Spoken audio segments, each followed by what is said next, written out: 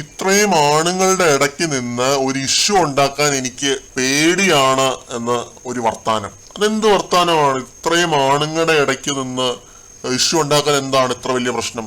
ആൺ പെൺ വ്യത്യാസം ഉണ്ടോ ബിഗ് ബോസിന്റെ അകത്ത്? ഒരു രീതിയിലുള്ള വ്യത്യാസവും ബിഗ് ബോസും ലാലേട്ടനും ആരും തന്നെ കാണിക്കുന്നില്ല അവിടെ. പിന്നെ എന്താണ് അനിമോൾക്ക് മാത്രം ഇങ്ങനെ ഒരു പ്രശ്നം? ആണുങ്ങളായോണ്ട് ആണുങ്ങൾ എന്ത് തെറ്റ് ചെയ്താലും അത് പറയാൻ പാടില്ലേ?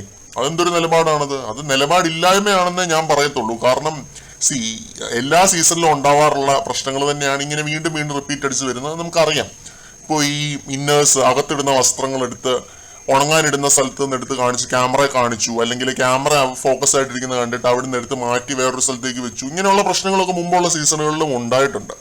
ഇപ്പോൾ ഈ സീസണിൽ ഉണ്ടായ പ്രശ്നം എന്ന് പറഞ്ഞാൽ ജിസേലിന്റെ ഒരു ഇന്നർവെയർ എടുത്ത് അനിമോൾ എടുത്ത് മാറ്റി വെച്ചു. ഒരാളത് പൊക്കിയെടുത്ത് കാണിച്ചു എന്നാണ് പറയുന്നത്. ഇതെന്ത് പരിപാടിയാണ്, ആരുടെയാണ് ഇതെന്ന് ഏതോ ഒരു മെയിൽ കണ്ടസ്റ്റന്റ് എടുത്ത് കാണിച്ചു. ക്യാമറയിൽ കാണിക്കുന്നത് കണ്ടിട്ട് അനിമോൾ മിണ്ടാതെ അതെടുത്ത് മാറ്റി വെച്ചു എന്നുള്ളതാണ് ഇപ്പോഴത്തെ പ്രശ്നം. അത് ജിസേൽ പിന്നീട് അത് കണ്ട് അനിമോളോട് ചോദ്യം ചെയ്തു.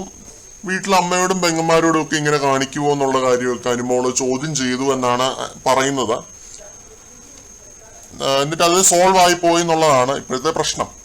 അപ്പോ എനിക്ക് തോന്നുന്ന ഒരു കാര്യം എന്ന് പറഞ്ഞാൽ അനിമോൾ ഇത് പറയണം, ഇത് ആരാണ് ഇത് കാണിച്ചത്, എന്താണ് ഇത് കാണിച്ചത് എന്നുള്ളത്. കാരണം ഇതെല്ലാം ലൈവായിട്ട് പോകുന്ന കാര്യങ്ങൾ തന്നെയാണ്. ഇതിന്റെയൊക്കെ റെക്കോർഡിങ് നമ്മുടെ കയ്യിലും ഉണ്ടായിരിക്കാം. അത് ചെക്ക് ചെയ്യേണ്ട താമസം മാത്രമേ ഉള്ളൂ. നമ്മൾ എന്തായാലും ഇത് വീഡിയോ ആയിട്ട് നമ്മൾ ചെയ്യുന്നതുമായിരിക്കും. അപ്പൊ അനിമോൾ ഇത് പറയാത്തിടത്തോളം കാലം ഇത് വെറുതെ നിലപാടില്ലായ്മ ഇങ്ങനെ എക്സ്പോസ് ആയിക്കൊണ്ടിരിക്കുകയാണെന്നാണ് എനിക്ക് പറയാനുള്ളത്. അപ്പോഴും അനീഷ് അവിടെ ക്യാപ്റ്റൻ എന്ന നിലയ്ക്ക് നല്ല രീതിയിലുള്ള മീഡിയേഷൻ തന്നെയാണ് അനീഷ് നടത്തിക്കൊണ്ടിരിക്കുന്നത്. ജിസേലിന്റെ അടുത്ത് പോയി ജിസേലിന്റെ പരാതിയും അനിമോളുടെ അടുത്ത് വന്നിരുന്ന് അനിമോളുടെ ഭാഗവും അനീഷ് നല്ല രീതിയിൽ തന്നെ കേൾക്കുന്നുണ്ട്. അപ്പൊ അനിമോൾ ഇതാണ് പറയുന്നത്, അത്ര ആണുങ്ങളുടെ ഇടയ്ക്ക് നിന്നുകൊണ്ടൊരു പ്രശ്നം ഉണ്ടാക്കാൻ എനിക്ക് വയ്യായിരുന്നു, ഇപ്പോഴും എനിക്ക് വയ്യേ എന്ന് തന്നെയാണ് അനിമോൾ പറയുന്നത്. ഇത് വയ്യാഴികയല്ലേ, ഇത് ബേസിക്കലി ഇതൊരു നിലപാടില്ലായ്മ പോലെയൊക്കെയാണ് എനിക്ക് ഫീൽ ചെയ്യുന്നത്. ഇത് ആരാണ് എന്താണെന്ന് പറയുമെന്ന് നമുക്ക് നോക്കാം.